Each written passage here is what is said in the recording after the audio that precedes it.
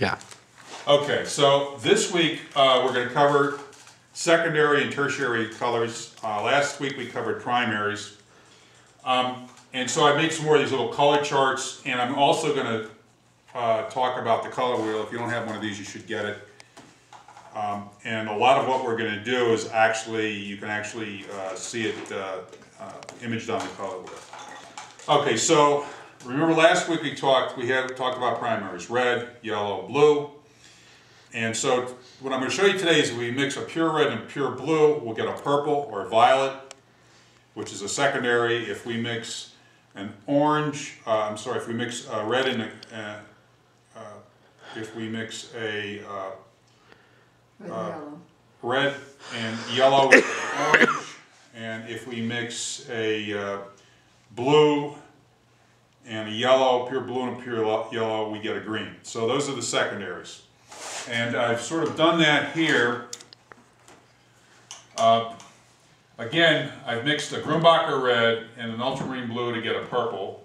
I can also get a purple with an alizarin crimson and an ultramarine blue. That's another type of purple. I mixed a Grumbacher red with a phthalo blue, and I get a really dark purple. And I've continued it over here. You can actually see that if I mix an ivory black, which has a little blue in it, and an alizarin crimson, I can also get another nice dark purple. In terms of green, to get there's a whole variety of greens you can get. Now,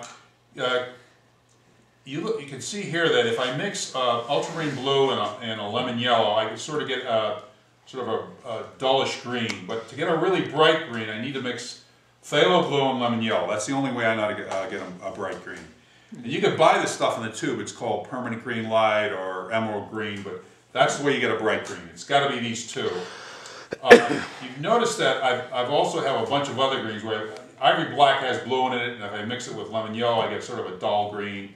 And I've got a whole series of greens here where I've mixed the colors, the 6 colors that I wanted you to buy as a base.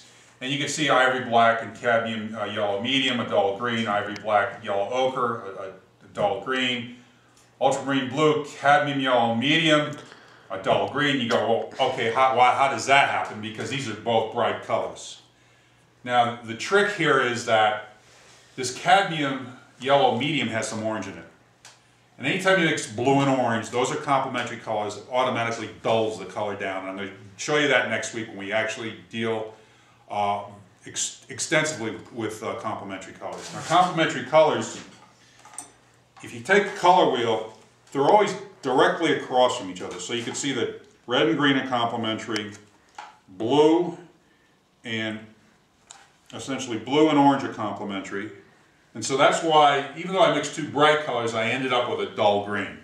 And you can see that, again, with phthalo blue and cadmium yellow medium, again, it's still a dull green because of the orange in the cadmium yellow medium. The yellow ochre and ultramarine blue, same thing, because there's orange in the yellow ochre. Same thing with phthalo blue and yellow ochre. Again, it's sort of a little brighter green, but it's still, these are all a whole variety of essentially almost sage greens relative to some of the bright greens I can get here.